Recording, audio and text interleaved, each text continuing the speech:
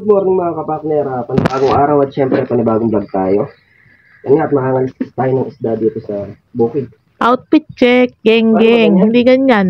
Ay, Yan, sige taso pa. Yan. Ginawa natin siya ng mga kapakner, pampitas ng sitaw. Ayan, inan natin yung egg prawn. yan, tayo muna babasan, konti pa lang eh. Pagka marami na, kuha tayo isang truck ng mamitas. Yan, dito niya lalagay mga kapakner yung sitaw. Para hindi na niya hawak-hawak, tsaka din niya na iniiwan. Yan. Game. Yan at nakapayong tayo. Gawa ng umaambon. Saka mamaya lumakas yung ulan.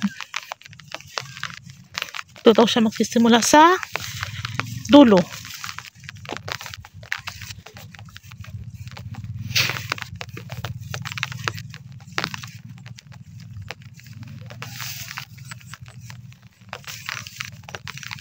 Yan start na nga tayong pumitas. Tayo nagsimula sa dulo. Halaw pa lang po, halaw.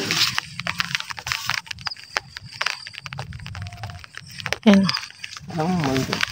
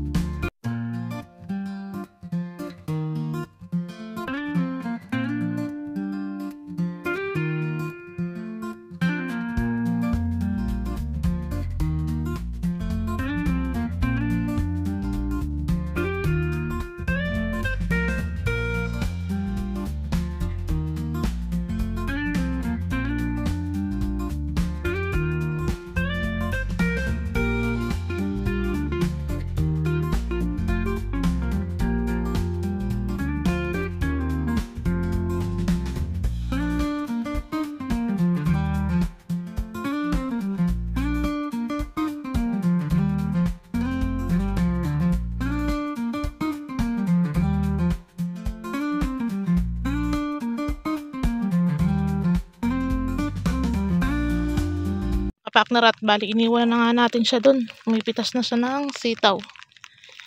Tayo ay uuwi dito sa kubo. Aray. Magluluto na tayo ng ulam. Yan. Magluluto tayo ng sinampalukang paa ng manok tsaka leeg. Yun. Kaya mga kapakner at dahil maulan ang panahon, pagluluto tayo ng sinampalukang paa ng manok tsaka leeg.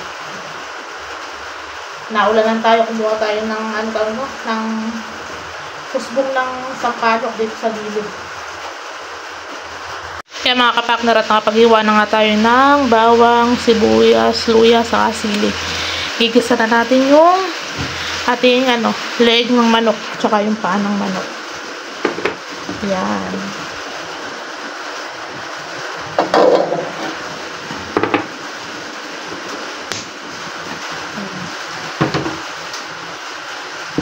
Start na tayo.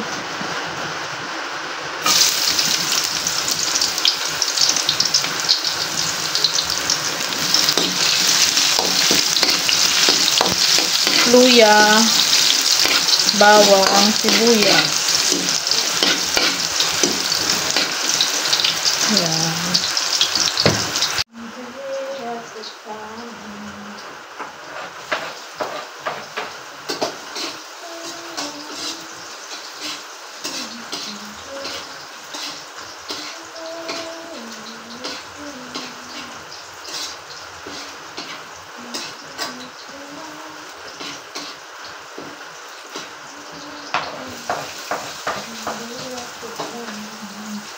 Sabay-sabay.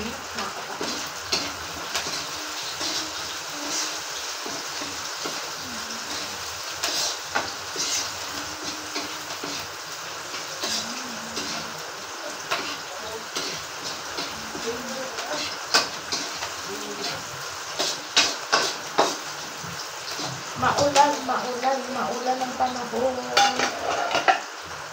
Lagay na natin yung ating leg at pa.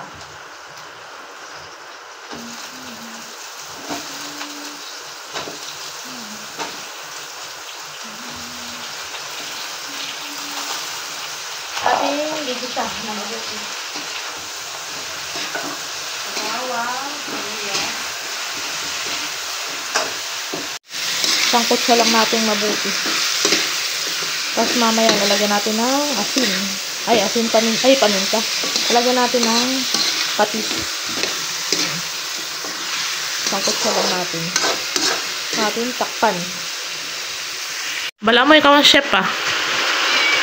Kami ko noon, gutom ako. Napaahon akong bigla. Nagigisa pa lang ako, nagutom ka na. Kumakain ako ng paa ngayon. Yung ulam ko na dati talaga hindi nga ulam. Pero dito, kumakain ako.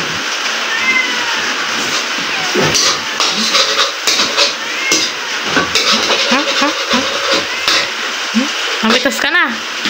At ito yung ating yung dahon ng kusbong ng sampalok. Ito yung mga mura na dahon ng sampalok. Ating gagayatin, hihiwain pinong-pino.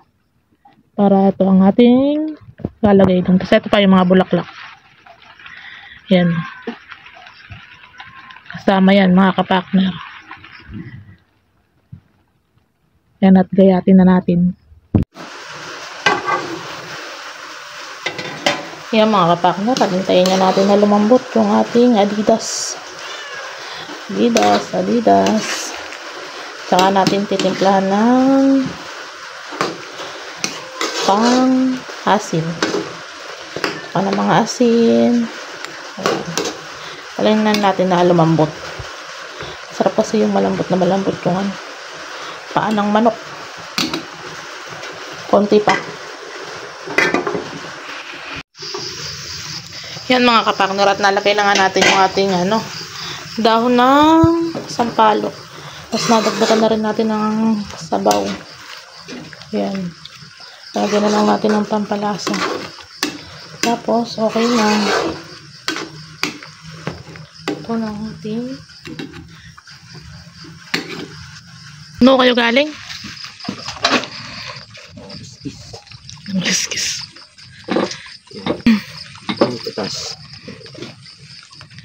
Tatanggalin mo na yung nasa leeg. Yan.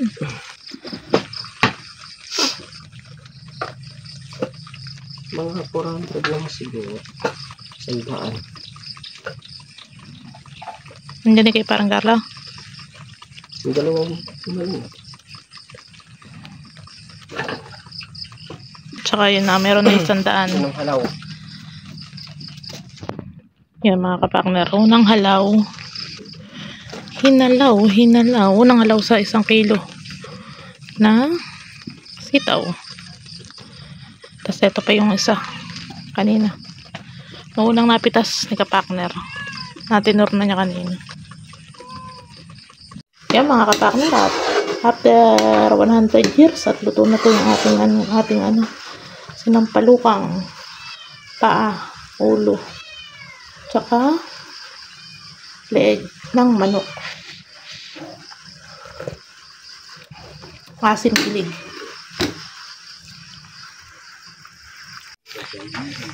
Yung mga kapakner, at nakayari na kami ni paring Carlo pumitas. Yan yung napitas. Baka maka 500 naman daw. Gawa nang medyo tumaba ng konti. Hindi natin nakahalaw nung kahapon. Dahil yung tinapot natin sa pitas ni Boss Moy. Mag-alis 10 na pala nun. Atik-atik lang. Malulam. Hindi tayo makapagpataba dito.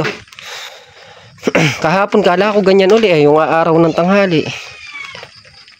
Yan, nakapag-spray kami kahapon ganyan din, tapos biglang umaraw. Mga kapakner, nakailan? 8 mahaba, 1 maiksi. Basal na pitas. Halaw pala, halaw.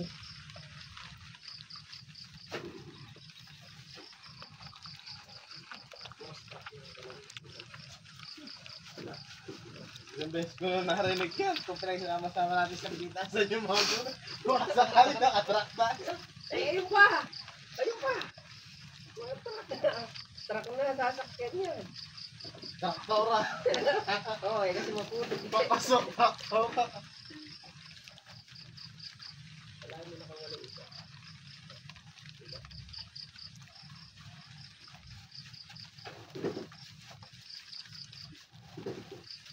Saan kayo dadaan yan?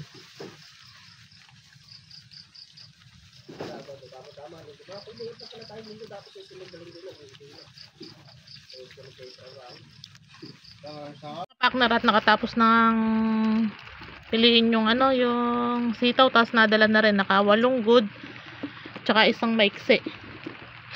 Barit etong mga natira na to, uwi natin sa bahay, pamigay natin. Yan, madami na yan mga kapakner, pang ulaman.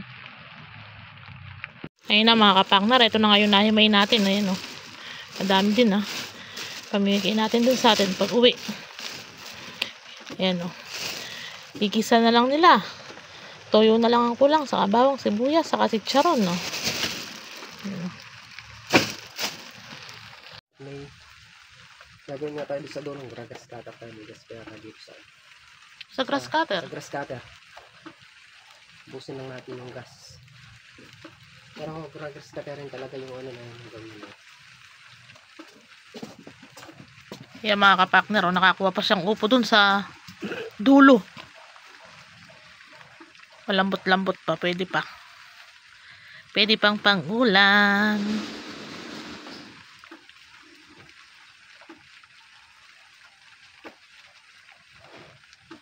Kinukuha lang niya yung grass cutter mga kapakner, at mag-grass cutter muna siya. Dun sa dun? Malapit sa sitaw.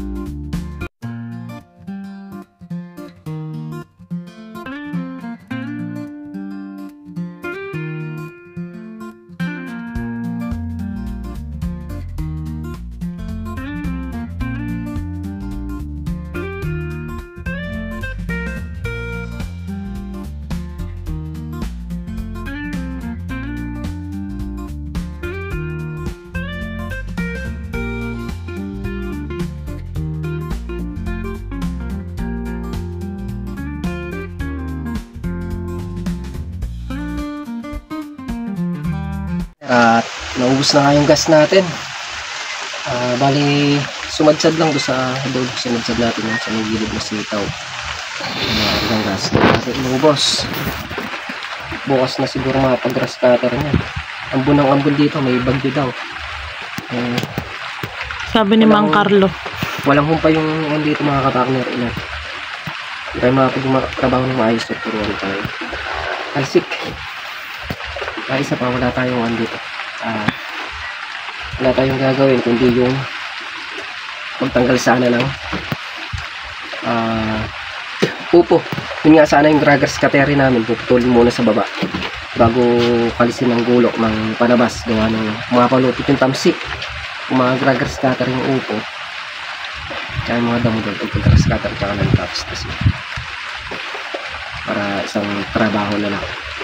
Siguro bukas natin kikilusan utik. Yung mga kapartner, andun nga si paring Carlos sa dulo. Hindi ko alam kung nagpupuno-puno siya ng upo. Kakape lang tayo. Pagkatapos natin magkape, tutulungan natin siya doon sa dulo. Nag-ano lang tayo dito, grass cutter lang tayo saglit dito, gawa nung may gas pa. Hindi ahon yun. Pre, kape muna! Yan, pagkakape, pupunta tayo doon sa dulo. Panda mo na rin kasi yung yung sa may upo para sumintad. Kailangan din nakakulib sa damo. Yung mga kapartner, at kami pauwi na nga. Bukas naman uli. Bukas na tayo magdadamo doon sa may puwan. Tsaka dito sa may